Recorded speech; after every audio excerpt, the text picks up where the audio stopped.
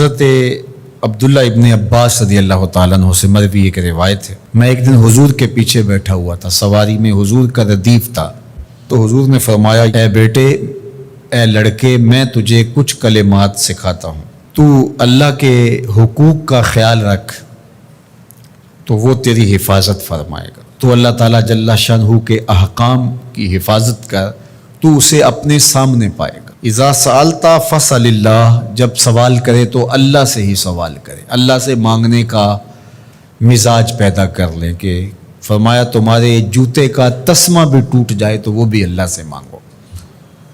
ضرور بازار میں جاؤ دکاندار سے، لیکن حقیقی طلب اللہ سے ہونی چاہیے۔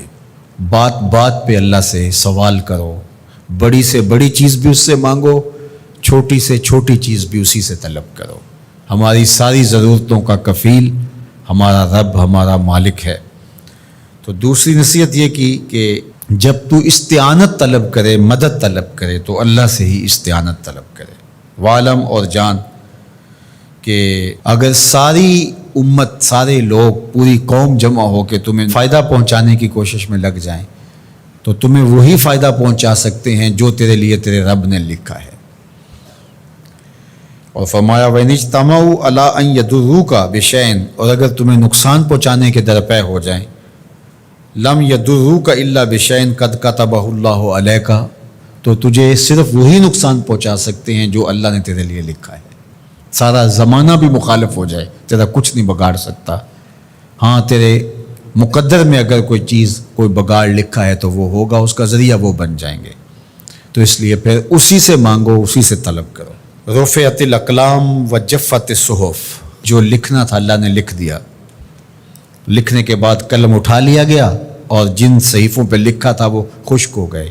اب کتابیں بند ہیں، تو اس لیے اس نے تیرے لیے جو لکھا ہے وہ ہو کے رہے گا، تو خام خواہ لوگوں سے ڈرنے کی ضرورت نہیں ہے، اور تیرا فائدہ، تیرا نقصان اسی کے دستے قدرت میں ہے، تو اسی سے طلب کر، اسی سے مانگ۔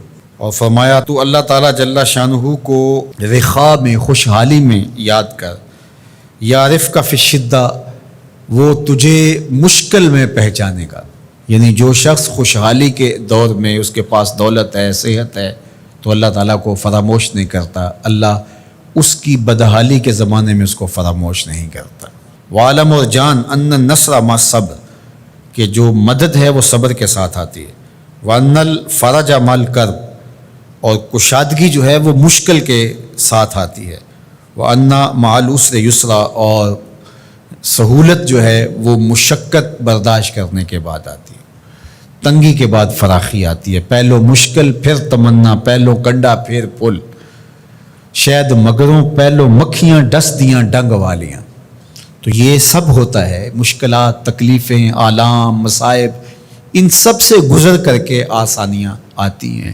خود حضور کی زندگی دیکھ لیجئے، مدنی زندگی مکی زندگی کے گزرنے کے بعد، طائف کے مراحل کو طے کرنے کے بعد آتی۔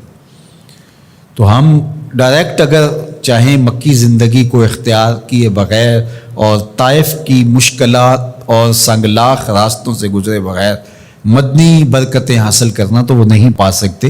تو یہ اللہ تعالیٰ نے ایک نظام رکھا ہوا ہے۔